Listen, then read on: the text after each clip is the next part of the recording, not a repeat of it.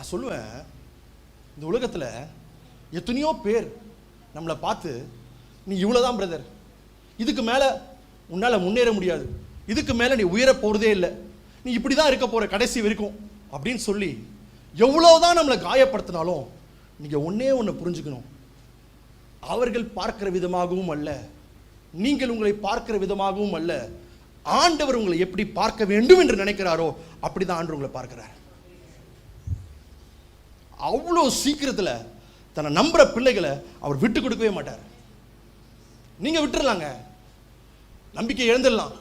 ஆனா போங்க பிரதர், என் வாழ்க்கையே இப்படிதான் பிரதர், என் வாழ்க்கையில் இதுக்கு மேல முன்னேற்றம் கிடைக்க போறதே இல்லை, இவ்வளவுதான் பிரதர் என் வாழ்க்கை, இதோடு நான் வாழ்ந்து அப்படியே போய்க்கிறேன் பிரதர், கடைசி நாட்கள் இன்னும் ஒரு 20 வருஷம் பிரதர், 30 வருஷம் பிரதர், அவ்வளோதான் பிரதர், அப்படியே வாழ்ந்துட்டு நான் போயிடுறேன், என்னை விட்டுருங்க அப்படின்னு சொல்லி நீங்கள் சொல்லிட்டு இருக்கலாம்.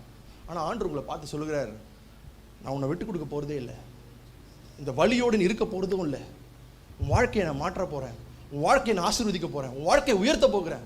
இந்த கல்லறையில் வாழ்ந்த மனுஷன் வாழ்வதற்கு ஒரு ஒரு ஒரு துளி நம்பிக்கை கூட இல்லாமல் கல்லறையிலே வாழ்ந்துட்டு இருக்கிறான். இவன் இயேசு கிறிஸ்துவுடைய கண்கள் அகப்படுறான். அவன் என்ன வானான் தெரியுமா? வேதவசனம் அவனை குறித்து சொல்லும்பொழுது டெக்காபோலிஸ் என்றதான ஒரு நகரம் 10 நகரங்கள் சுற்றி இருக்கிற ஒரு காரியமாய் காணப்படுகிறான். இந்த நகரங்கள் எல்லாவற்றிலும் போய் இயேசு கிறிஸ்துவை பிரசங்கிக்க ஆரம்பிச்சானா. யாருங்க? பைபிள் காலேஜில் படிச்சுட்டு வந்த பாஸ்டர் இல்லைங்க, இயேசு கிறிஸ்துவை நன்றாக அறிஞ்ச ஒரு போதகர் கிடையாது, இயேசு கிறிஸ்து நன்றாக அறிந்த ஒரு மனிதனும் கிடையாது.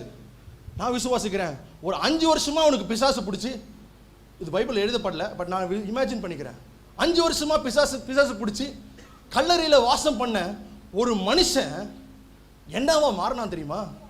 10 நகரங்களுக்கு போதகராக மாறினாங்க. நினைச்சு பார்க்க முடியுதா உங்களால? யோசிக்க முடியுதா உங்களால? பிரதர், நேற்றைய தினத்தில் அவனை கல்லறையில் பார்த்தேன் பிரதர், அவன் வாழ்றதுக்கு வாய்ப்புகளே இல்லை பிரதர், முன்னேறதுக்கு வாய்ப்புகளே இல்லை, அப்படிதான் கல்லறையில் உட்கார்ந்து இருக்கிறான். ஆனா இயேசு கிறிஸ்து செய்த ஒரு மிகப்பெரிய காரியம் தெரியுமா?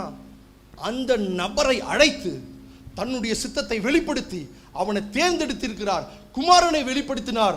அது மட்டும் இல்ல, பரிசுத்த ஆவியானவர் கொண்டு முத்திரை போட்டு 10 நகரங்களுக்கு அவனை சென்று இயேசு கிறிஸ்து தான் உண்மையான தெய்வம் என்று அறிவிப்பதற்கு அவனை ஆண்டவர் தயார்படுத்தினார். இதுதான் ஆண்டவர் உங்க வாழ்க்கையில செய்ய முடியும்.